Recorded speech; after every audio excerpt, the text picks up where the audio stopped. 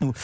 Eva, plus sérieusement, c'est l'heure de votre zapping du lendemain. On regarde quoi ce soir avec vous? Le thème des programmes que vous avez choisi? Le désir de justice, la nécessité de rendre justice. TF1 diffuse en deuxième partie de soirée une nouvelle série américaine séduisante qui s'appelle For Life, qui est tirée d'une histoire vraie, celle d'un noir condamné injustement à la perpétuité pour trafic de drogue.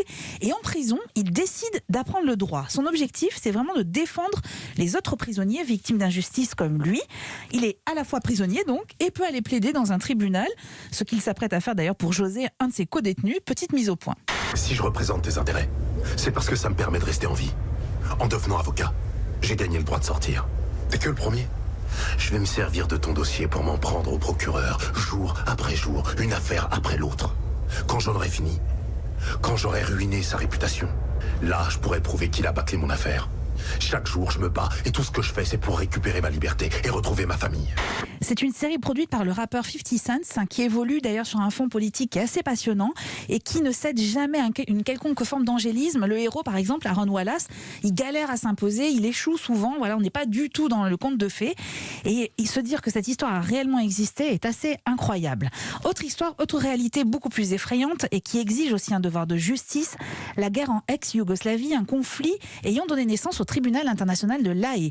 Au cours du procès, ont été jugés beaucoup de responsables militaires et notamment un jeune militaire serbe emprisonné ensuite pendant 5 ans, et il raconte sa vision du conflit.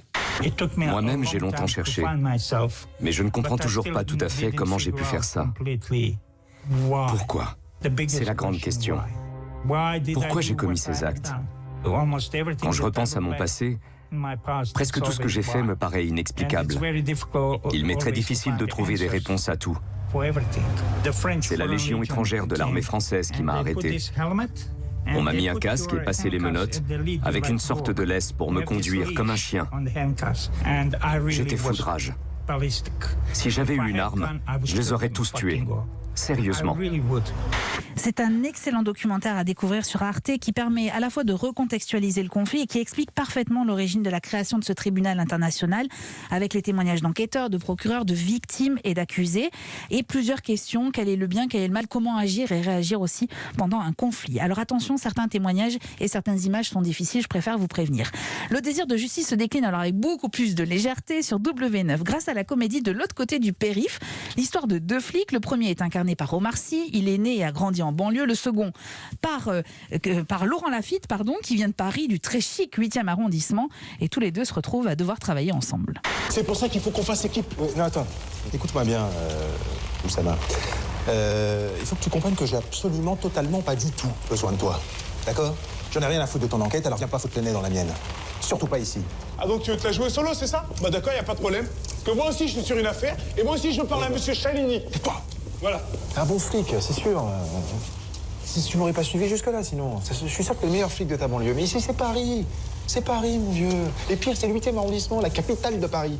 La comédie qui fait du bien, dont le 2e volet est en cours de tournage avec Louis Leterrier à la réalisation. Donc de la justice ce soir sur vos écrans, avec For Life sur TF1 à 22h50, Ex-Yougoslavie, c'est sur Arte à 22h25 et de l'autre côté du périph' à 21h05 sur W9. Merci Eva Rogue, merci Bertrand Chameron.